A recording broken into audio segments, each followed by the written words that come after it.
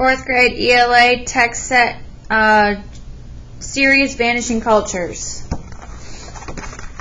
Today we will learn about people who live in the far north of Canada. The story is called Vanishing Cultures Frozen Land by Jane Reynolds. This girl's name is Kinaloka, and she is an Inuit. Inuit people are part of the group that is indigenous to Canada that is called First Nations. For much of the year, Kinaloka's family and other members of the Inuit community live in towns, but at times they go out and live on the ice the way their nomad ancestors did. The land where they live experiences some of the coldest temperatures on Earth. Why do you think they would leave the comfort of their homes to live out on the frozen land? We may find out.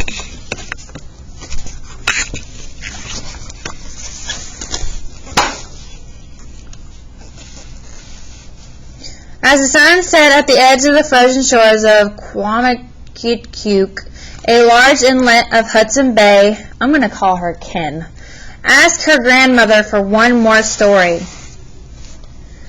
They hurry to prepare tea before the chill darkness comes, and Ken's grandmother begins her tale.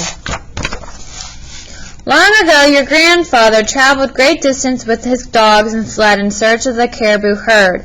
As Inuit, we depend on Tukta, the caribou, to provide us with meat to eat and skin to make warm clothing. So what are you thinking as you look at the photos on this page? What is it about them that stands out to you? To protect himself from the winds on the open plains, your grandfather would build an igloo out of blocks of snow. Grandmother's tale goes on into the night when Ken falls asleep. She dreams of a long sled journey over the snow-covered land. The next day, the cold winds that often blow across the ice are calm. Ken's mother decides it is good time to teach her daughter to fish. Mother keeps Penique, little sister, warm inside her large parka while she shows Ken how to move the hook up and down in the water to track the fish. Many big fish have been caught here, and they hope to catch more. So how do you think Ken's mother knew that there was water under the ice? That just looks miserable. Artak, Ken's older brother, fishes on his own behind a small windbreak of snow. He breaks a hole in the ice with a long pole, then scoops the broken ice out with a large spoonful shovel. After he moves the freezing slush, Artak lies in the snow and peers down onto the hole. He is looking for a shadow or movement that could be fish. Ken loves the taste of fresh raw fish. It's a treat. But Tukta, the caribou, is the animal her people have depended on for their way of life. Caribou meat is the most common meal, and too is often eaten raw. When there is plenty of caribou meat, some is left out on the snow to dry naturally. The dried meat will be eaten later when the caribou herds cannot be found. The caribou skin is used to make clothing, blankets, and the tents that the Inuit live in during the warmer months, even though the bones and antlers are made into tools and the Inuit need. When they hunt caribou, the Inuit build inzuk, which rock piles that are stacked to look like men. The caribou think the Inzuk are hunters, and they move away from the rock statues, unknowingly moving toward the real Inuit hunters, who are waiting for them. So why might it be hard to hunt caribou in a landscape like this one? What do you think of the way they use rocks to trick the caribou? When the caribou skin is removed, the inside is scraped clean with the curved blade of the ula, a half-moon-shaped knife. After the skin has dried, it is cleaned again and softened by scraping it with a dull scooped blade. So tools used for cutting, scraping, and softening caribou. So those are the tools. Once the skins are soft and clean, they are ready for Mother to cut and sew into boots, pants, and parkas for the entire family. Ptarmigan and hare also live near the frozen shores. In the winter, their feathers and fur turn white, so they blend into the snowy landscape.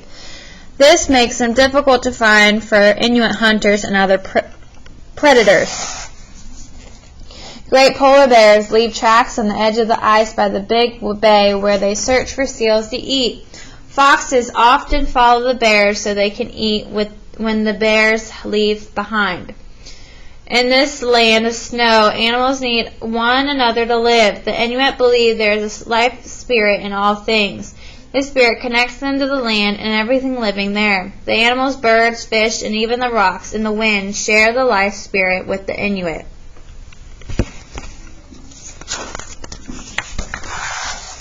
Wolves also roam the cold, windy plain. Artak teases her sister by covering himself in a wolf skin his father brought home from his last hunting trip. When Ken is not looking, Artak pops up from behind the snow disguised as a wolf. Ken runs until she hears her brother laughing at her. She also laughs at how silly he looks under the wolf skin. Playing outside together on the vast frozen plain, Ken and Artak often invent their own games. Ken likes to make angels in the snow, and Artak practices flips while they wait for their father to return. Father has been running his dogs over the snow and ice. He is training them to work together as a team when they pull the sled. The dogs are fast and strong. When Ken's father arrives home, she helps him untie the dogs from the sled and give them food and water. After the dogs have been taken care of, it is time to make a new igloo. Grandmother and grandfather want a special place for the family to sing their old songs and to dance. So here's another example of how the animals that can be important to their way of life. How do you think Ken's family feels about the sled dogs?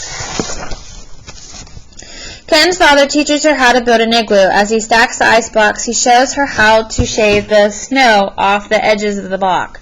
Mother and Artak shovel loose snow onto the sides of the igloo. This closes up the small spaces between the blocks and keeps out the wind. While father continues to stack the blocks, Mother builds a small entry room for the igloo. She cuts blocks out of the floor area to use for the walls in the entry room if fire can be lit and the smoke can escape through a small hole she will cut in the ceiling. The most difficult part of building the igloo is closing in the roof. When cut, the edges of the blocks must be angled to fit together and support each other.